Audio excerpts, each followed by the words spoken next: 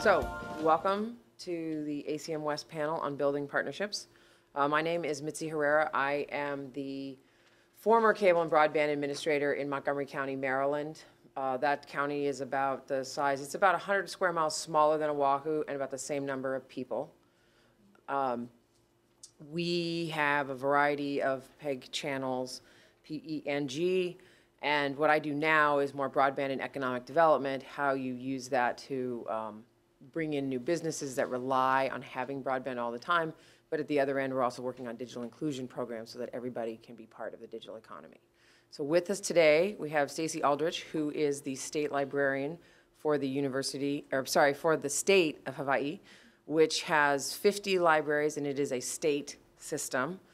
She is the former state librarian for Pennsylvania, California, and she worked in the Maryland State Library System.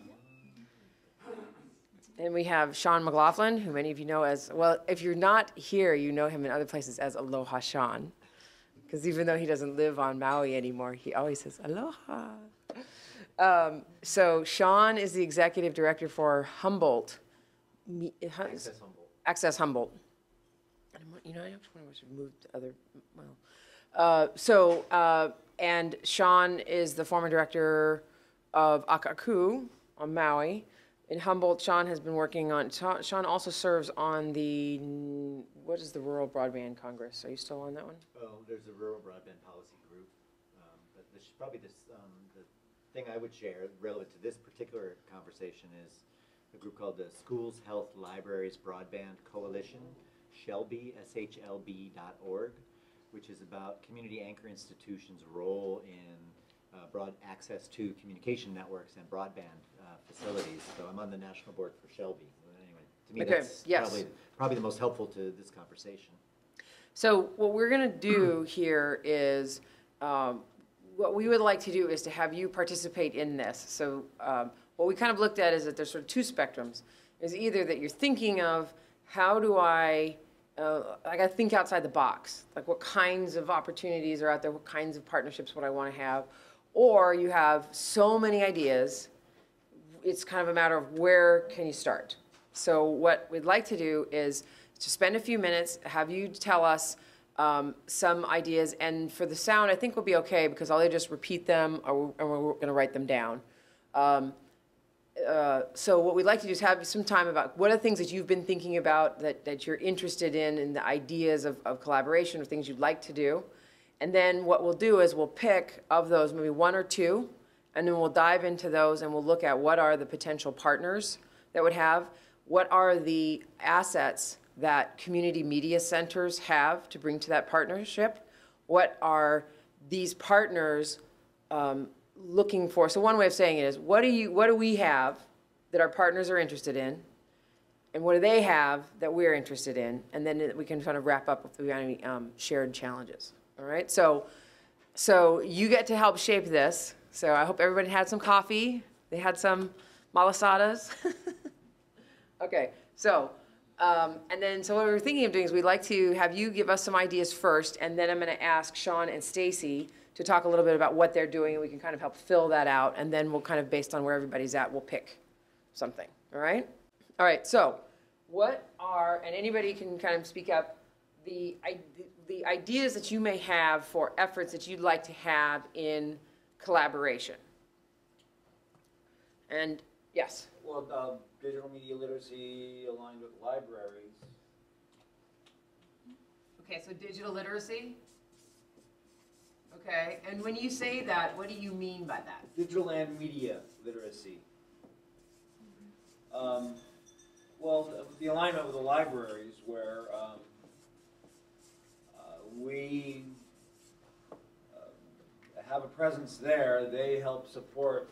No, when you say this literacy part, what do you mean people learn how to use a computer? Yes, competency in not only just computers, but the use of the computer, the social media skills, communication skills, information gathering skills.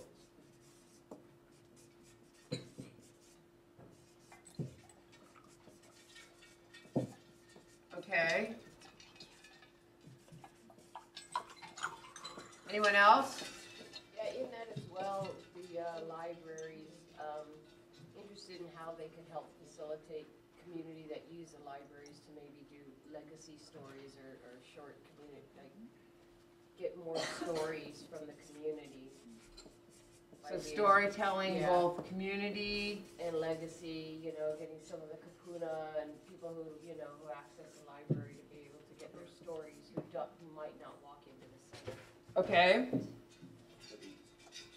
Local history. And I know the library initiative, I've been hearing at a few of the breakouts over the last couple of years, looking at the maker spaces.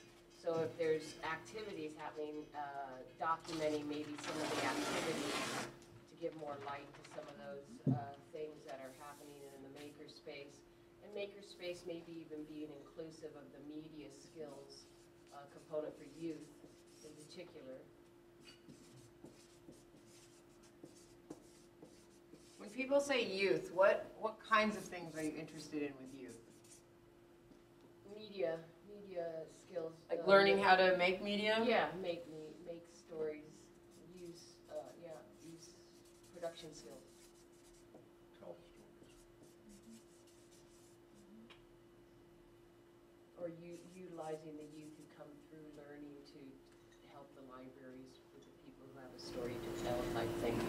So youth as trainers. Yeah, after training. Right.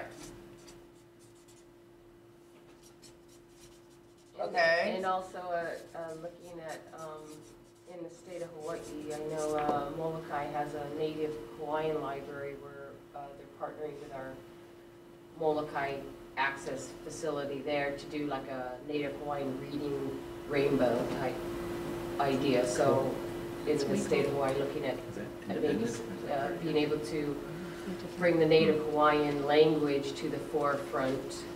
I'm not sure how many other libraries have that type of So thing, but we'll I'd be say interested to native know. culture.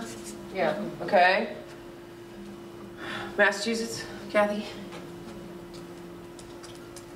I'm just trying to separate it out, because it's, you know, what we're trying to work on is not, it's not just taking the idea, but like, so using literacy, so just actual literacy. So what I want you to think about right now is if I came to you and I said, look, let's just say, because we all know at some point a lot of stuff runs on money, but let's just say I'm a grant maker, right? And I want to fund partnerships, because what I fundamentally believe in is that we have too many silos.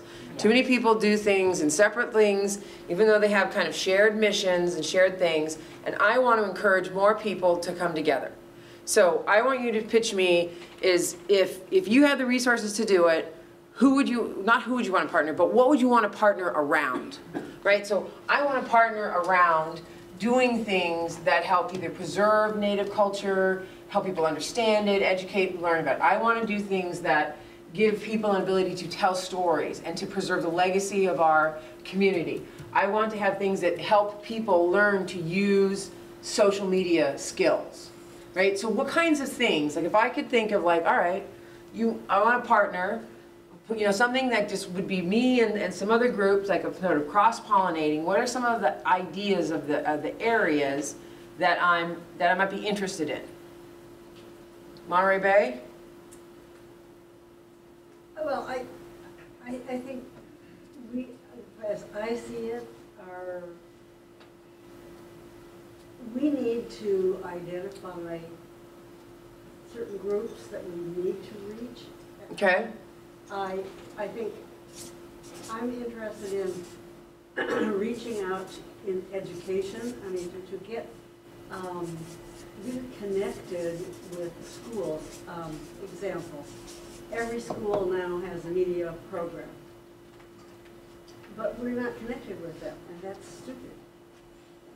Okay. You know, we have So things around education.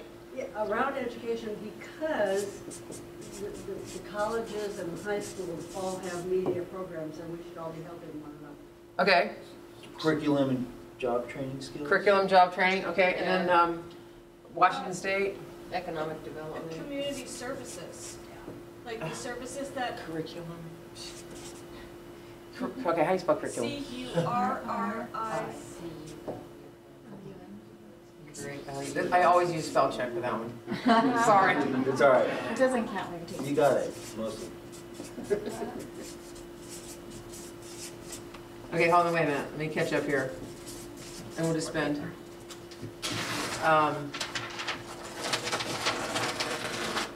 Okay, what was it? Curriculum development? Economic development. Economic development, workforce.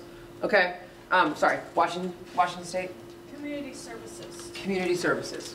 for the homeless or for our indigent, people who are struggling. So is that about offering more services or publicizing? Publicizing. Getting okay. the word out to our community where they can get help for the, our Okay. people in need. Our youth suicide prevention program. I don't think anybody in our community knew that we have a local youth suicide prevention program. Okay. So, you know what I mean? Health agencies to, Exactly, food banks, Okay. How about in the back of the room? How about senior? Seniors? yes. Older adults? What are you thinking of? Just providing information for their day-to-day life that ties into health and Quality of life. quality of life, that's it. Okay. Transparency, What do you mean by that? government transparency, So open and accountable government? yep, and creating opportunities for dialogue around transparency. / civic engagement. E, Yeah. E or A? E. E. Sorry, somebody yelled at something about civic engagement? Yeah, well, for dialogue and interaction, that civic engagement. So that'd be the community engagement, people giving input into government or giving something like that? Community engagement / gov, and then community engagement is, different on different levels. Right. So give me another, so one context is people getting involved in the political Right. process or things. Civically. What else? Engagement, Engage, but also okay. cultural engagement. Okay, no, we're good. We're good. Nonprofit community. No, not even just nonprofit community, well, I mean, we'll get to the, but, pairing two groups together in an arts context and what comes out of that, or, becoming grant makers. We're trying to become grant makers. Okay, And that has to partner with other agencies. okay, so, anyone else have another, yes, Groups can help provide bilingual programming. bilingual, okay. Sure, yeah. Okay, anyone else have, Back to youth services, combating teen pregnancy, which is huge in Central California. okay, so.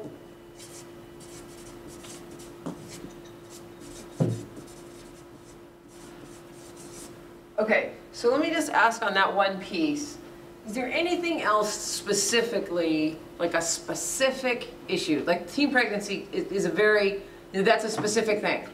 Is there anything else in there, like in your community, that when you think of, you think, this is a big problem, we may have something to bring, I like somebody else who could bring something to that?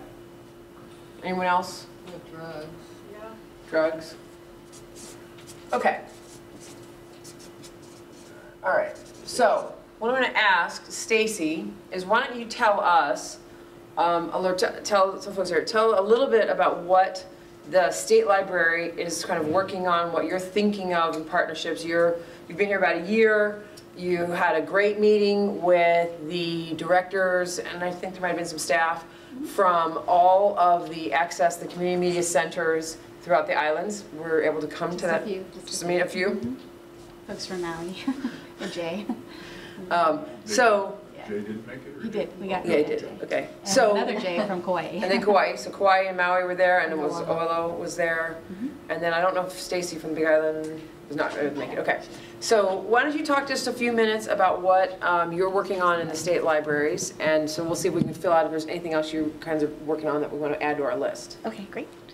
Good morning, aloha.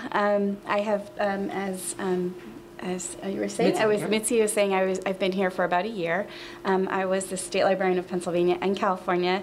The thing to know about different states, and if you're looking at libraries to partner with them, is that they're organized very differently. So Hawaii is the only state that has one single system of 50 branches.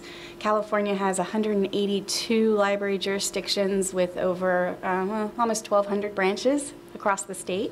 So I'm very familiar with Monterey and also Contra Costa. And Washington State, I'm not sure how many separate entities are in Washington State. I can't remember. Massachusetts, there's a bazillion, because it's a commonwealth like Pennsylvania.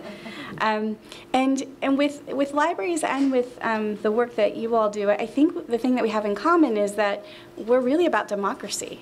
We're about our stories. We're about helping empower people to tell their stories and to connect with the community. And it makes us natural partners. For libraries, we are embedded in all the communities. We have branches in almost every community and connections in almost every community. So we're a way to partner and get into the community and have an audience. When I think about the life today, we have access to more information than we've ever had in the history of man, and yet it's so hard to just connect to what's actually there when I need it. People can Google, but when you're really looking for something that you really need, it can actually be very difficult. So how can the library be a hub or a spoke to help connect, where we can push and pull information and our services and partner to provide services in our communities? And some of the things that we were talking about yesterday, which I'm very excited about, actually fall in line directly with all the ideas that you have all mentioned here, including especially 21st century skills. How do you know what you don't know, and what do you need to know in order to be successful? So if I've never had a job where I had to use a computer, how do I even know where to start? And where do I get the skills to be able to be successful in using a computer, getting an email address, and then learning how to apply online, because almost every job is online, and you have to apply online. And those skills are continuously changing around social media too. We live in a world where everybody can be a creator. And to participate, you can create a movie, you can create a picture, you can post it anywhere.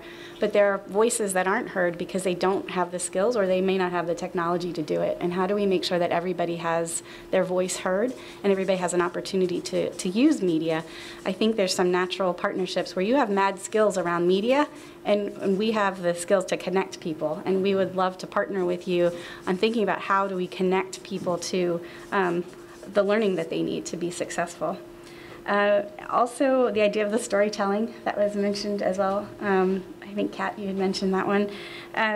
Absolutely. We really feel like in Hawaii, they call it talk story. And we have a lot of stories that people have to share about what life has been like on Hawaii today and in the past. And we're really looking at how do we collect those stories so that in the future people can continue to learn about where we've been and where we're going.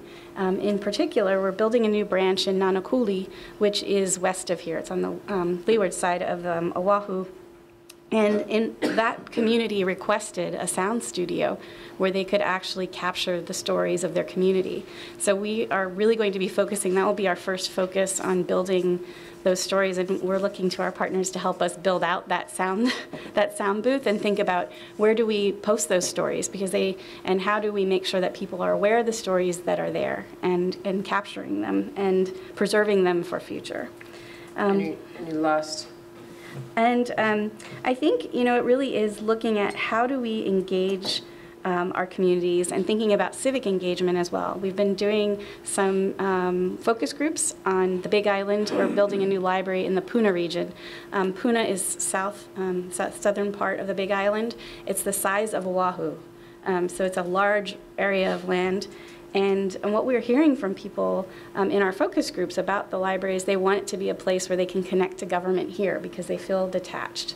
And so what we were talking about yesterday is how could we create structures that would allow them to engage in learning how to give testimony, engage in actually giving testimony, engage in watching what's happening, engage in figuring out what bills are being passed, because these are people who want to be engaged, but they may not know how to be engaged or have the resources. So I think there's a multitude of ways that we can all partner together, and you can partner with your libraries in your various states to create synergy and to create opportunity for people. Thank you. Thank you. Nice. Aloha. It's great to see everybody here in Hawaii. I guess I just want to share a little bit about what we're doing in Humboldt County, but first I want to just frame it because I think, you know, collaboration is such a wide open question. There's an African proverb that I think is very relevant here. That is, if you want to go fast, go alone. If you want to go far, go together. And I think there's always a dynamic and a collaboration between, damn it, if we didn't have to drag these guys along and convince them to do what we want to do, we could be farther down the path. And so there's an internal dynamic about collaborations that I think that's something to think about when you enter them. If you want to go faster, maybe you don't want a collaboration. If you want to, anyway, you get the point. Another thought from a dear friend of mine who does an amazing amount of collaboration is not the easy way. It is, if you're looking for the easy way, it's not collaboration. If you're thinking this is going to make it easier for you, don't go there. But it is the best way. And that sort of maps onto the proverb. So let me just describe, and there's a lot more we could say about it, and I think if you think about collaboration in terms of infrastructure development, I mean, look at your whole mission and everything you're doing across your organization. There are probably opportunities at any level of your thinking. And I want to make sure we talk about what WGBH is doing with the Boston Library. I don't know if you're familiar with that. They just did an announcement that WGBH is opening a little content creation facility in the Boston Public Library with a coffee shop, which I think is a really interesting dynamic. And it'll be the kind of model that would be much easier and quicker replicated by access operations across the country than in a major urban hub. Anyway, so back to Humboldt. I'm going to share an example which is really more about infrastructure than about programming. But it's a project, the initiative actually that we call the Digital Redwoods Initiative. And the idea is that we have some network assets through the INET requirements. I don't know how many of you have INETs as part, that is dedicated network connections as part of the cable franchise that you have access to. Network capacity, anybody out there dealing with INETs? Not too many. Okay. So this might not be directly relevant to you, but hopefully there's a piece of it that might help. So in Humboldt County, we have an issue with broadband access. We're a remote rural area. There was this fiber spur that came up Highway 101 and ends in Eureka. And so somebody with a backhoe, 100 miles away, cuts the fiber and we don't have internet today. That kind of thing. So there was a lot of desire in the community to pull together and make things happen. And we were tasked with managing this INET, that is dedicated network connections between locations. And we saw this opportunity because one of the city halls that we have a fiber connection to could see a wireless internet service provider coming off of a mountaintop to pull an internet connection in, not using the fiber. And so we thought this would be a very big value add for our community if we could create a redundant connection that is a connection. When the fiber broke, there'd be still a connection somewhere that you could use. So we worked with the city of Rio Dell to pull this off.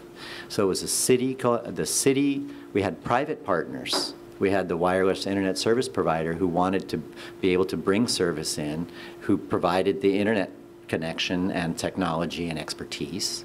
And then we were the intermediary, because a lot of times what happens, and this is a dynamic I think is critical for access operations to think about, the idea of public-private collaboration and public-private partnership, the nonprofit in the middle can be the key to make those things work. So this example of, we basically built a little Wi-Fi hotspot zone in downtown Rio Dell, which is small. It was basically 3 access points: City Hall, the volunteer fire station, and the library site. And we just said, now Rio Dell is going to have a Wi-Fi network that actually stays up when other things go down.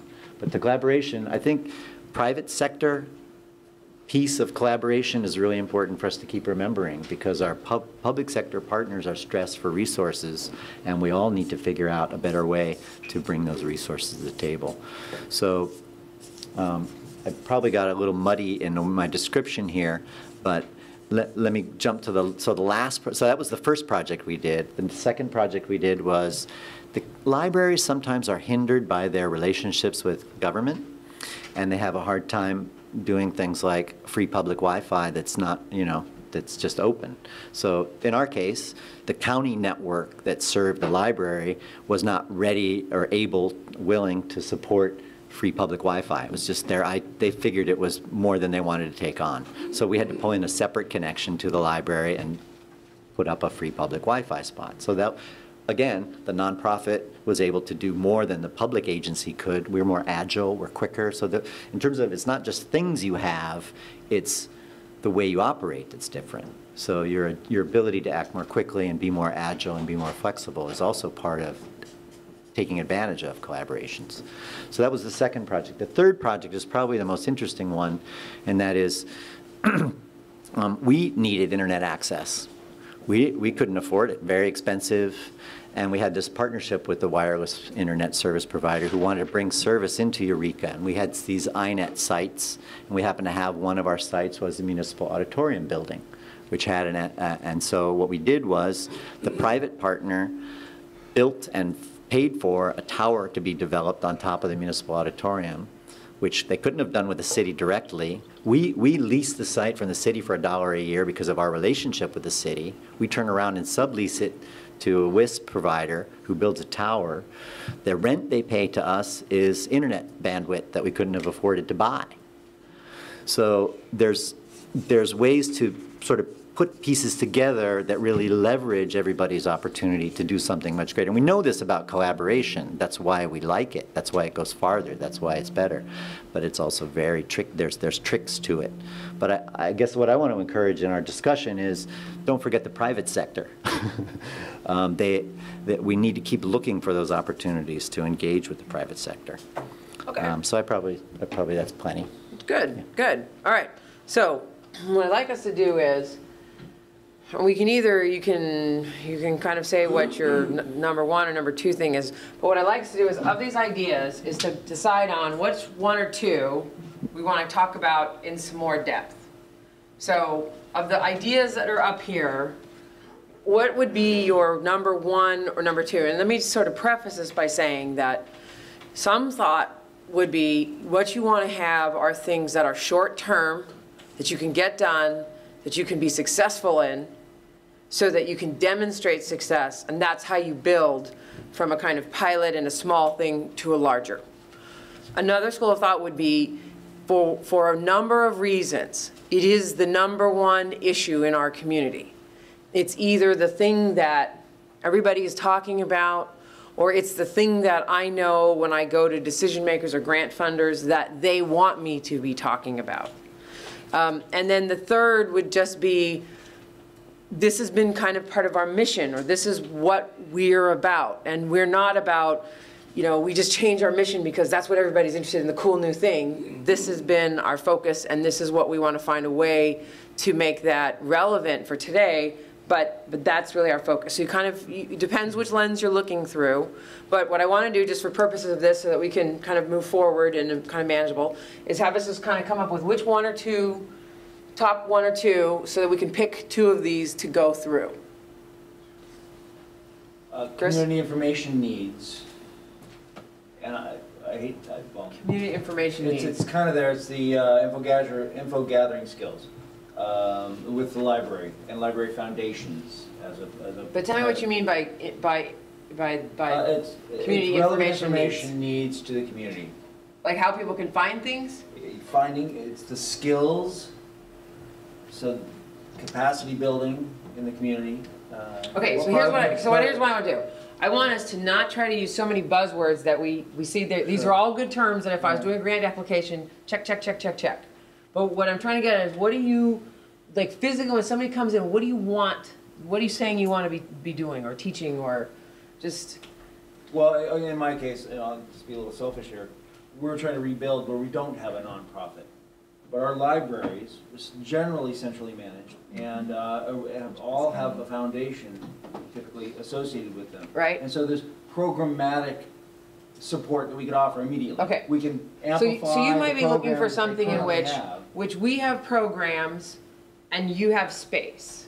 And we want to help offer things in that space? Well, they have content, we have tools for delivery of that content, Okay, and engaging the community with their library, at the very least, but that also has civic engagement tied in.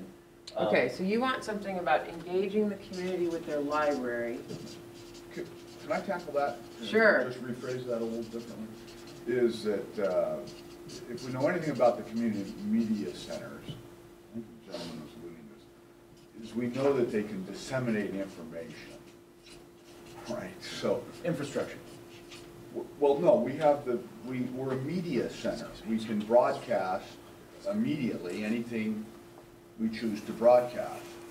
And that is somewhat unique. And I would think, going with the criteria I heard you talk about in the introduction and then the 3 points you just repeated, it seems to me that an early success that's visible and supports whatever partner moves into this space first. And I'm really intrigued about how the state library system is going to, leverage this or benefit from this. Is we can move, it seems to be rather quickly, to the extent that we understand what the library system needs and wants out of this, to get that message across the state of Hawaii through a TV broadcast. Are we good on the back? Okay. So, all right, so what you're really looking for is, we could cut to the chase, if you want to talk about how you can partner better with libraries. Well, Okay. So, what I want to do is, you stated, and we never really got there, what were the strengths and needs of the two groups? The right, okay, media but we're not there yet. We're not there yet. I'm trying to settle on the idea. So what you're kind of saying is you want partnerships with libraries. That's one. Does anybody else have? The priorities And for a of that- variety of reasons, though, too. I got that part. I'm just I want to see if there's any other thing out here that we want to focus on, or else we'll dive into that, so. Let's do that. The focus, if we're gonna choose an idea, there would be the community stories. Community stories, okay, community stories, library, sorry, Whatever those are. Kathy? So what do you mean by that? Partnership with school systems. Partnerships with schools, okay, so we're talking about partnerships with libraries, partnerships with schools, storytelling. Anybody else have a priority? Well, focus on youth. On youth. That pulls in the schools on their top. Yeah, that's cool. Okay, so we have 4, and let's narrow it down to 2. So we got library, schools, youth, storytelling. All the storytelling you could say overlaps in. Connectors, so for a youth program, media center perspective, I'm looking to make collaborations with people who connect me to those stories. So stories, to me. Stories. is what- Well, all those four nouns there interact, don't they? Right. All right, I'll tell you what. Let's try this. We got 4 things up there. Let's see if we can make this work. So what I'm going to do here is, just a second.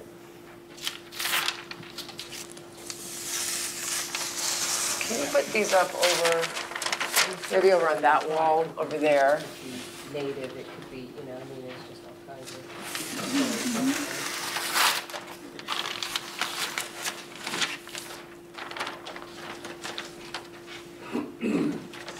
Okay.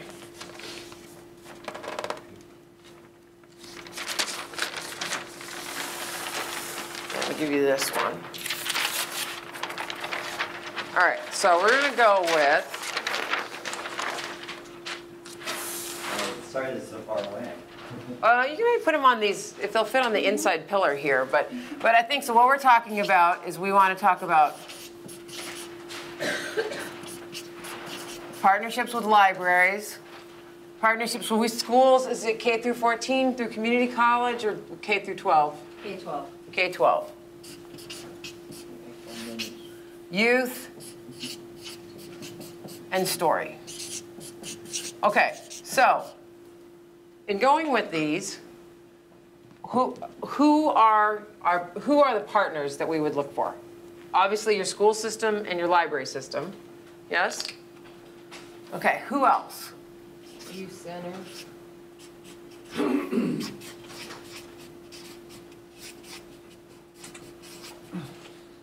Charter and private schools that fall out of the DOE that don't have those services that people say they have. The other schools that, aren't state funded for those media centers. Okay. Even homeschoolers, there are homeschooling Yeah, associations, yeah. We don't have funding for anything, so it's kind of crappy. The homeschoolers need libraries more than any of them. I mean, the public libraries. They don't have, they don't have the access. Foundations, friends of groups. So how many people know if they have a community foundation in their area? How many people currently partner with a community foundation? So let's do that again. How many people have a community foundation? Okay, and how many people currently partner with a community foundation? All right, well, that's one. Okay, so you got community foundations, and what was the other one? Was friends Friends of. of groups. And municipal departments, Government, municipal departments. And social services that someone was talking about, they deal with youth, juvenile Mental justice health is a system. good one, yeah, mental health, we partner with mental health. Okay, so let's hold on a second. Social services. Juvenile justice. And arts organizations. Yeah, Okay, on the government departments that you would partner with, you have that sort of the health and human services, right? People who are offering mental health. You have youth. What other departments? Planning. Planning, workforce development. workforce development. Yeah, OED, economic Is that muni though, or is that statewide? It depends on where you're at. We have one at the community level. Yeah, county level. And for all of these, you're just going to kind of look at your particular area, whether it's a small or large. Okay, so where else? I think your partners are also key individuals, Key individuals. community individuals. Okay, so what kinds of key individuals would you be thinking of? I think it's program specific, but if you're doing creative projects, specific artists that are gonna, partner with you in Okay. these projects or in this launch of program. Senior centers too, Yeah, for story, if we're going to just be broad about where the stories are. And also business, Cultural centers. for-profit businesses. Okay. And Business. nonprofits. Okay. Government advisory bodies. Advisory bodies, okay. Cultural groups. Cultural groups, okay. So let me ask for a moment. How many people in here have tried to do outreach to their schools? And how many of them have been, how many of you felt have been successful in that? Meh. Meh, okay. Libraries, how many people here have reached out to partner with a library? Well, we've covered stories, we haven't partnered. Okay, and how successful do you feel that's? Oh, it's great, they're doing some activities that no one knows about. Okay. Youth centers. Does anybody else, do you know if you have youth centers? Have you ever had a conversation with them? Boys and girls Like the boys and girls clubs. club. Scouting, maybe, scouting. Like Boy Scouts. Girl Scouts. Brownies, bluebirds. Do they still have bluebirds? I don't know. Not my sister. Okay.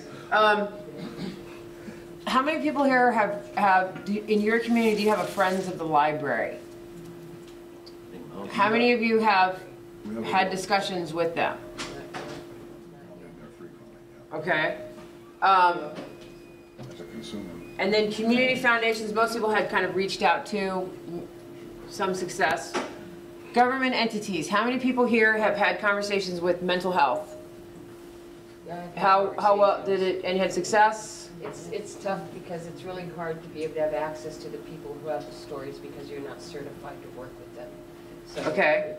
it would definitely take some partnering to train up the people who do work with them to get their stories. We've done that with the homeless. Deborah in the back. In the back? Well, we've got a great success story there. We have, Oh, you know what, hold on a second, because I forgot that they're recording this, so we have people talking. Do we have a mic that they can? But Deborah, you weren't here for the introduction, so you should say who you are and where you're from. okay, sorry. Hi, my name is Deborah Lucero, and I'm from Northern California, what we like to call the True North, and so it's 3.5 hours north of San Francisco. From LA. Anyway, we have a great success story in Reading. We just partnered with a group called Brave Faces, and this is a national curriculum which teaches local mental health providers how to teach people who are utilizing their services how to tell their story of mental health illness. So what we did is we partnered our improvisation group with each of these brave faces who are telling different parts of their mental health story, whether it's addiction to drugs, bipolar, it could be a history of abuse, whatever it might be. But it is so powerful, and we're actually writing a musical, and the musical is going to be about all of these stories, and this would not have happened had it not been for one key individual in the mental health field and in that department.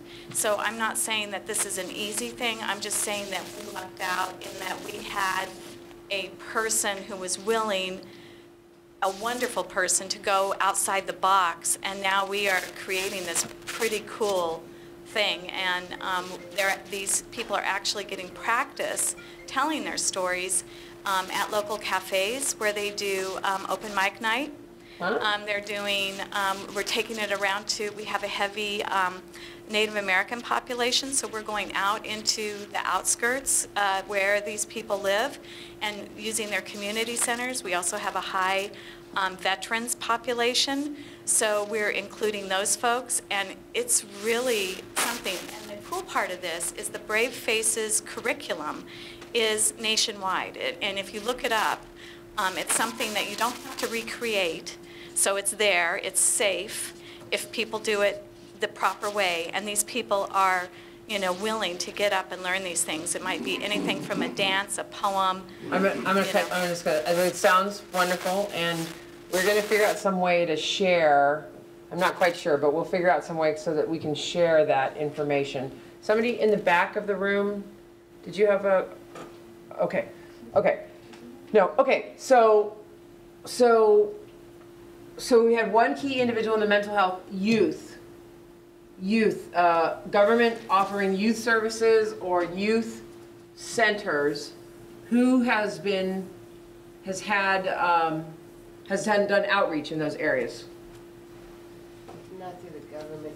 Not so much. Workforce development for youth. Okay. Sean, anything to add on that front in sort of working with youth or?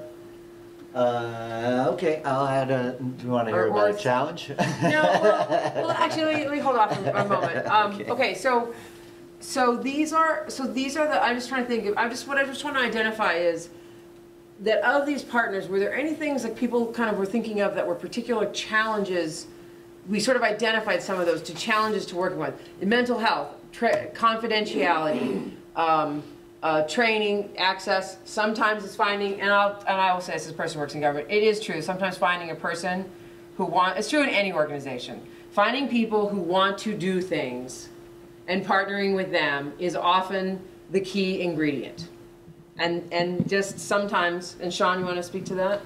Yeah, I guess I'm inspired to say that you know, we have our media center on a library campus. We work, on a school campus, and we work with a library and youth and storytelling. And I think I framed this as a challenge to begin with, but I think what we're talking about here is almost more of a project-based collaboration, and I think that's one layer that's approachable and it gets you started. And I think, like Mark said, demonstrating the value of collaboration happens kind of at that level.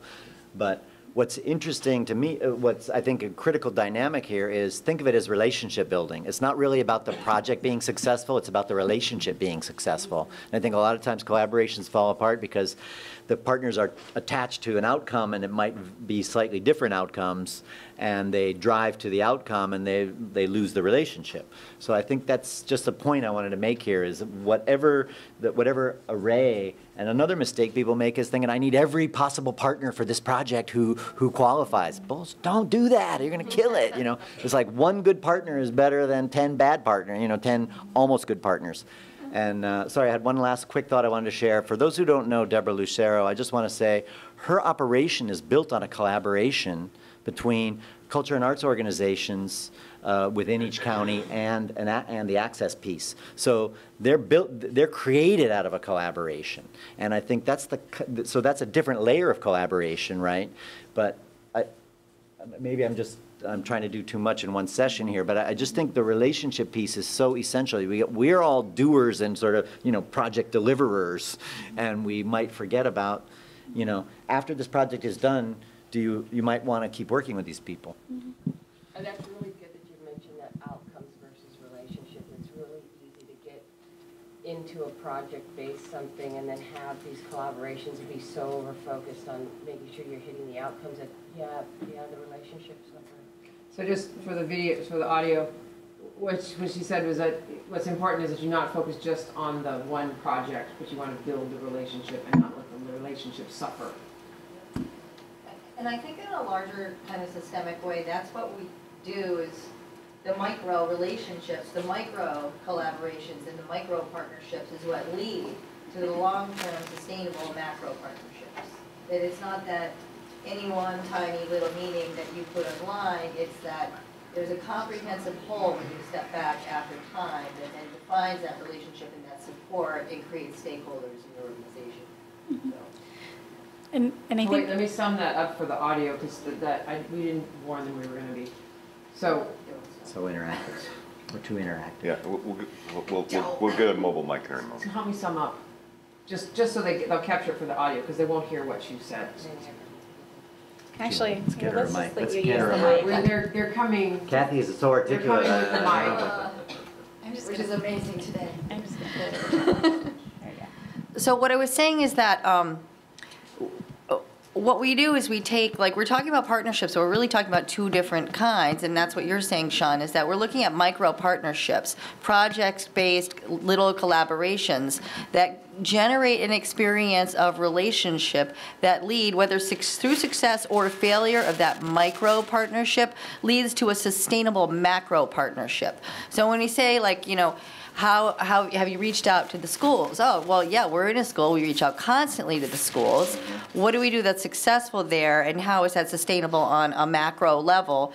You know, and it's, you know, right now where we're specifically at is a mitigated success, but it's a great improvement over what was. And then in 5 more years, it will be more improved there. And, you know, when you can provide examples of micro success or micro effort, you can build and sustain macro relationships with, and make those agency stakeholders in your organization and gain and garner political support for your own sustainability. So that's why. So one key takeaway from that is, we actually move back, Mike's got the thing. So one key takeaway from that is, it is sort of, if you think of it like growing a tree, you build that relationship, you have this one success, and from that, I've now built the foundation of a relationship to start, and from there we can do and build larger collaborations.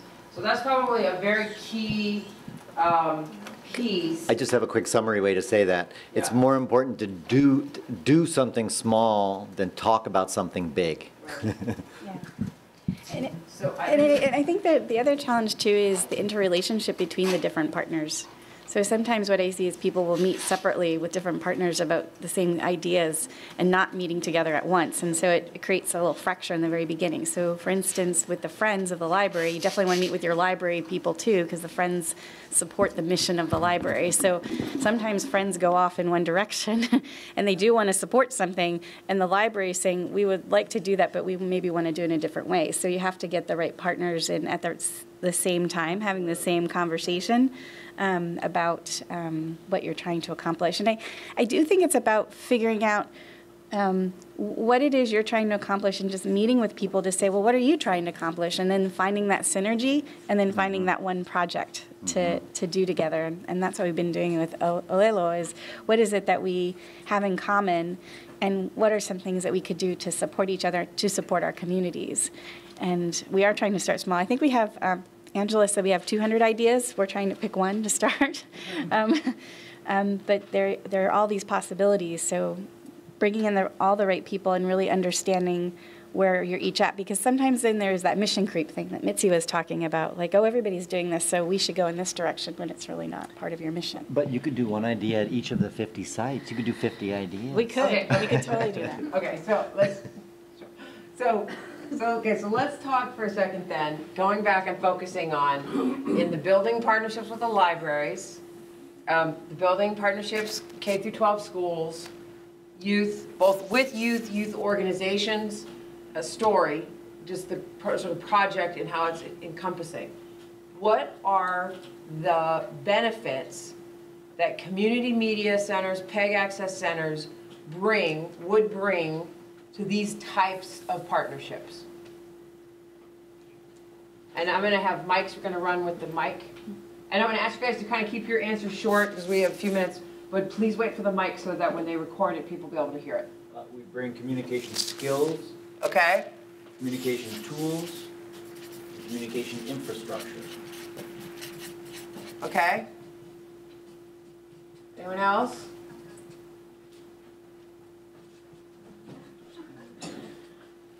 The Department of Labor has 55 job classifications related to digital media arts. We can deliver those.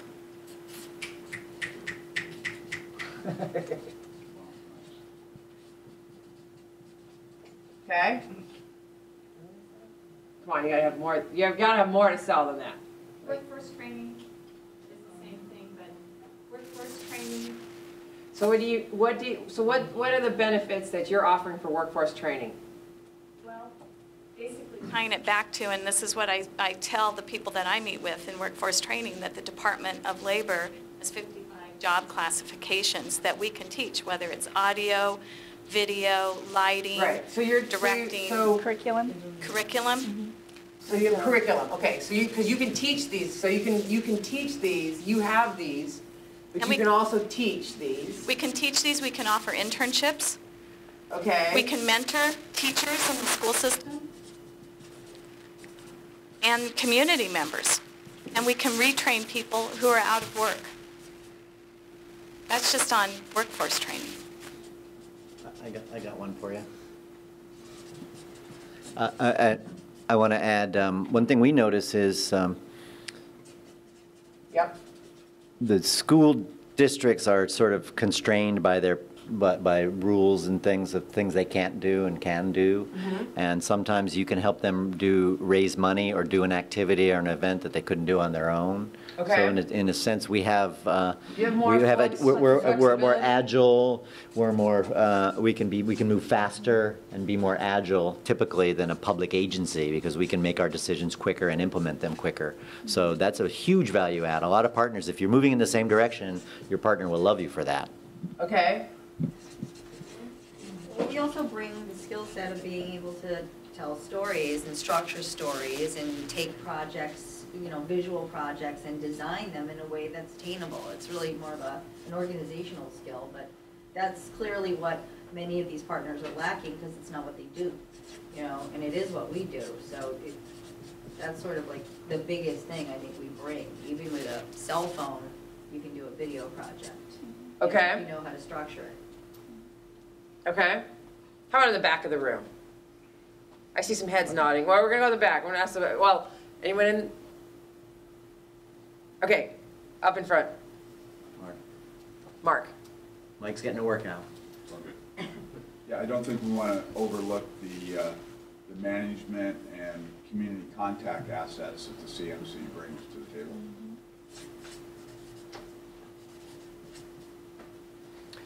Yeah, I think that's a really good point. A lot of times, most PEGs have a pretty tight relationship with municipal government because you're created by them and funded by them, and that is an asset. And when you're dealing with other partners, your relationship with the local government is an asset you bring to the conversation. It can, if you have a good one. Okay, so right now what we're saying is that if I ask you what are the benefits that community media centers can bring to this, we are storytellers. We teach storytelling. We have people come and do storytelling. We teach people doing communication generally, how to get their message out. We have skill sets, we have tools, we have infrastructure. All of these are sort of related to the digital media arts, which is sort of broader, but it can include the storytelling, the production, the producer piece, plus the technical, the audio, the video, the mixing, the editing. And we are agile. We can sometimes do things faster. We may have fewer bureaucratic hurdles, we have our own challenges, the ability to move quickly. Is there anything else? Distribution. Distribution. It's funny, it took us till there to actually note that we do actually distribute media.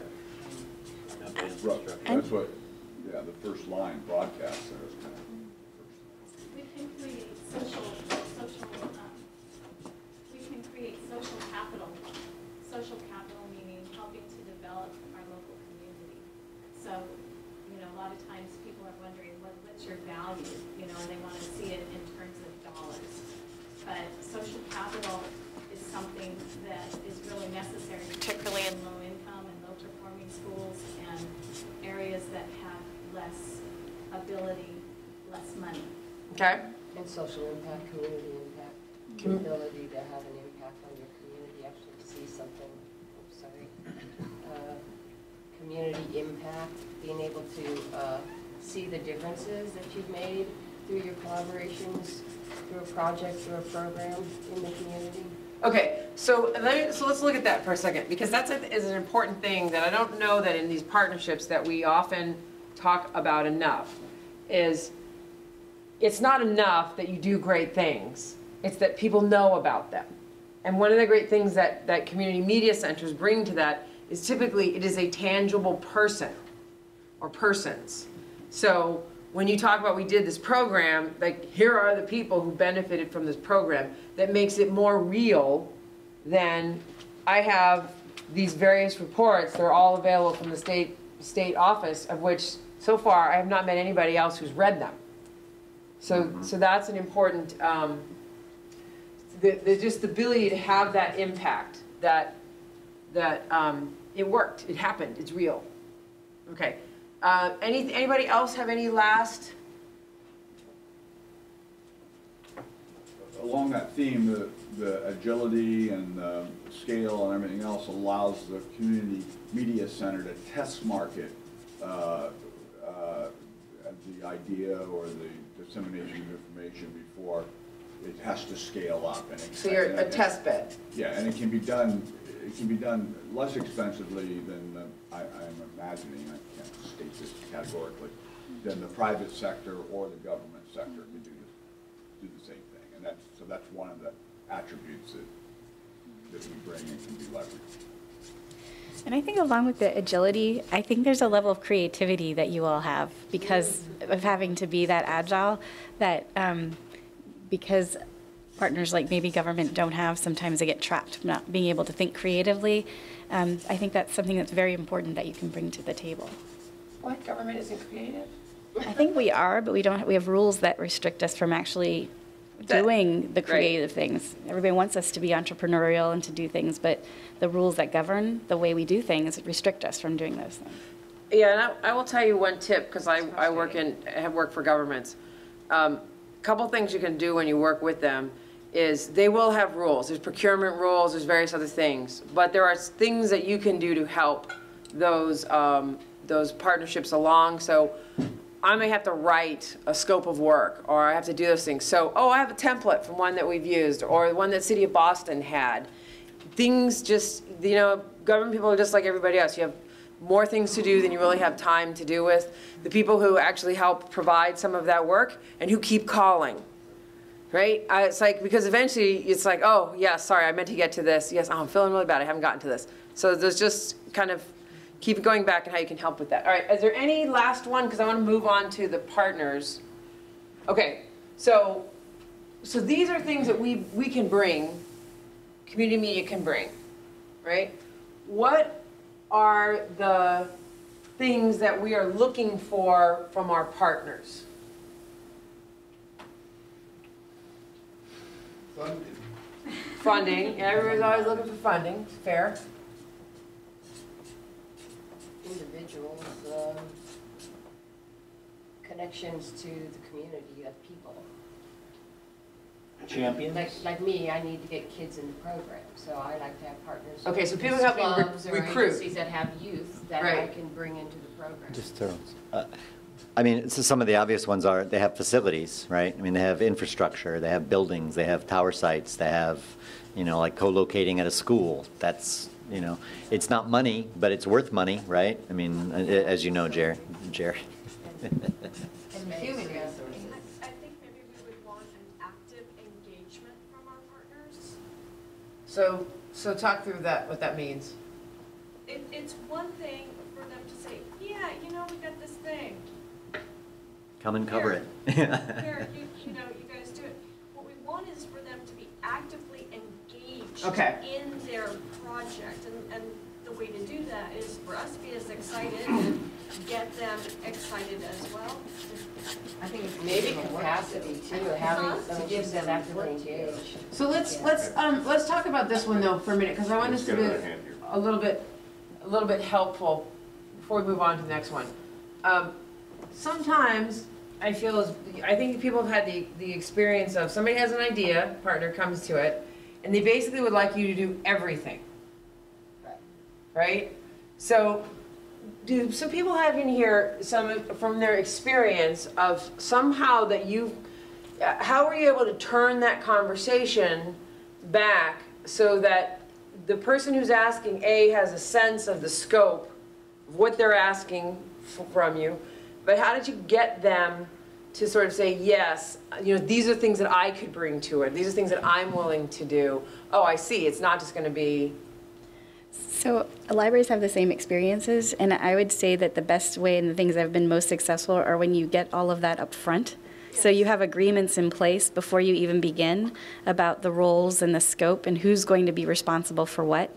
And then you also have times where you're meeting and you're checking in to say, are we both fulfilling what we said we were going to do? And you can engage. It's really hard to rope it back in once it's been thrown out if you didn't really agree in the very beginning. That would be which I'm sure you've all had the same experience, yeah? We go to Kathy and finish up this, and then we're going to go to Monterey to go to the next idea.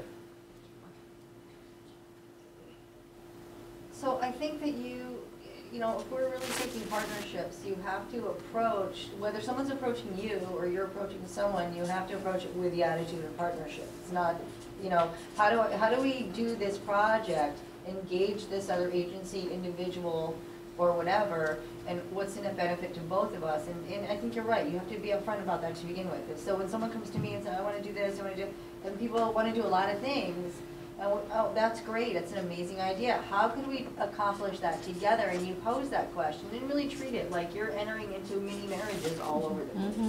And nobody wants to have, you know, 12 husbands or wives and agree with them at the end of the day. So approach it in that way and then be clear. We do a partnership with the school system. We do a fundraiser for DVDs. I won't put them on the air, but we'll shoot them, we'll make the DVDs, and we'll donate the money back from you if you do X, Y, and Z. This is your responsibility in that role. That's how we make this partnership work. This is the net benefit for each of us, you know, and those are those micro projects that lead to the macro, because after 2 or 3 years, you're like, well, we donated $5,000 to a music program. We think you should do this. And then, you know, then you're the kind of pushing partner. Right. Okay, thank you. I think that there's something generic that we do, first, I would want to go to the school, the whatever it is, you identified these people you want to approach. First you go and ask them what they need. We've made this whole list of what we can provide, and they tell you what they need. And then you look at your list and say, oh, well, here's the fit. Then you go back to them and say, gee, let's try a little project. And maybe they suggest it or you suggest it, but you start small and do something, and that's the micro. And then you're beginning to make the relationship. I think that the very first thing you have to do is to ask them what they need and look at the list of what you can provide and see if there's a fit, or find the fit. And then start with something small and hope that that's a success, and then you get to the deeper commitment that is the partnership. Okay. Another way to say that is at the beginning, when you're starting the relationship, under promise and over deliver. Yeah. So make the goals not too ambitious, and you know you can exceed them, and exceed them. But they have to understand that you are listening to their needs. Right. That's the very beginning. Yeah. And they have to be very clear in their vision. Well, that's your job to make them. That's where your organizational skills come in. That's where the And you define partnership that. starts, because they've said what they need, you're now saying what you can provide, and then you start out putting this together. And they have to say exactly what they can provide, and you have to say what you need from them. I mean, it has to be both sides. Okay, so. I agree with everything you said, except the project can't be more successful than the clarity of the vision of the partner. The partner has to be absolutely clear about what they're hoping to get out of it when they engage you. Mhm. It's going to stop and end there if that's fuzzy. Right. Okay. Jerry? Not from the partner per se, but from the partnership. I need content. I have 3 channels that operate 24/7, 365. I want good quality content from the partnership. I got it. So let me ask about that. Because this is kind of a subtext of this. So it's interesting. So how many folks in here, I mean, so the answer is always going to be both, but is there more focus on, I want to have more programming hours, right? Content that's coming to us that we can put on the channels versus I want to do the other activities. So like, for example, on the youth media, they may tell these stories. They're short.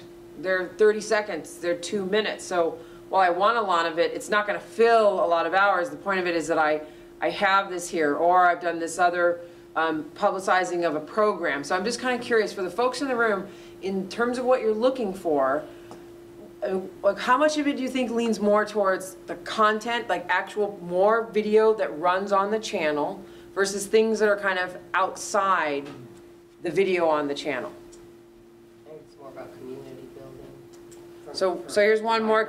So let's by a show of hands. It's more about the video content. That's the greater imperative. Not just the content, the quality of the content of the content. It has to be relevant, it has to be pertinent, it has to be important. We're a television station. Right. But fundamentally, it's about the TV. Good TV, quality TV, but it is about, from yours, is... I don't think it's that simple.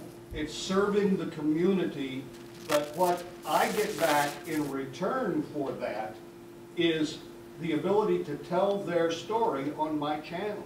Okay. So I don't think you can separate it and say, oh, you're just after content. No, I'm not. I'm after content that's relevant. Because content, that is the means, the means to your end of the community engagement, is the content. Yeah. Okay. And for other folks, the means to your end, is it in the video content? Is it in something else? If it's in something else. Depends on the program. it's meeting an information need. Okay. At the end of the day, it's only going to work for anybody if people actually stay tuned in to the station. You've got to capture an audience. Okay. All right. Maybe they bring the audience. Maybe that's something that would be huge. Getting existential. Yeah. I think, I hear what Fresno is saying over there, and I agree with that. I think, yeah. Sorry, this is Jerry. This is Jerry. I did it, my fault. No, it's important to get this content, but it's also important, I think, part of our role is to teach people how to make the content. And so it's a learning, curve, of course. But I have people that are working for me that feel just like Jerry. They don't want to just put everything up, and neither do we, because how are people going to tune in? Is anybody watching? If we just ran the same thing 24/7, is anybody watching? So to keep people engaged, we have to have engaging content. That's true. So on that note, but I have one other partnership that I think is critical that I don't think a lot of stations think about, and we are really active with our local film commission. Excellent. And the film commission has a lot of money, usually, through the counties, through their tourism business improvement districts. And this is an area that I think PAG stations are missing, because they could be collaborating with their tourism business improvement districts, which usually is a memorandum of understanding between local jurisdictions Sure. to receive monies. Okay. And, we got, a $20,000 contract one year. So this is, I think, another partnership. Okay. Just, All right, there's so- a session this afternoon, Yeah. the Hawaii Film Commissioner talking about their role here, so just FYI. Yes, yes. Okay, so we're about out of time. We started a little late, but I'm going to just wrap up. So in looking at these, I think that what we can the summarize, I think, in the lessons that we talked about were starting small, something manageable that you can show success, finding the right person to be your partner in any organization, being very clear at the beginning about what are the responsibilities for each side of this partnership, and the ability for us to be able to say, are we each keeping up our end of this? And through whichever piece that we're focusing on, there is a shared mission that all the things that we're doing are really talking about improving our community. So finding the things that fit within the skills that we bring, finding the things that our partners are actually looking for by beginning of just asking them, what are you looking for, and understanding what their needs are, is the way for us to build on those relationships and to improve the collaboration. So I want to thank you guys all for coming out today and being engaged with us. I want to thank our guests for their great insights. And the panel that Sean mentioned is actually, I believe it's in the, I'll tell you which one it is. We work with our film commission too, by the way. It is going to be in this room. They're great It'll be partners. in this room, starting at 1:30. Which one? That is the developing meaningful engagements with diverse communities. Oh, okay. And Donnie Dawson, the film commissioner for Hawaii, is So going to be that's part here. of that one? Yeah, Oh, that's yeah. gonna be good. Yeah. All right, and then Can't do it Another all. meeting. We can't do it. I'll just I'll close this up for you with, this is from the International Declaration of Human Rights, Article 19. Everyone has the right to freedom of opinion and expression. This right includes freedom to hold opinions without interference and to seek, receive, and impart information and ideas through any media, regardless of frontiers. And that probably sums up on a more international and universal level, what I think the purpose of our partnerships are. So It's with from that, the Universal Declaration of Human Rights, 1948. No cable, no internet. We're still there. We're still working it. all right. Thanks, Mitzi. Thank you all. Thanks to Mitzi.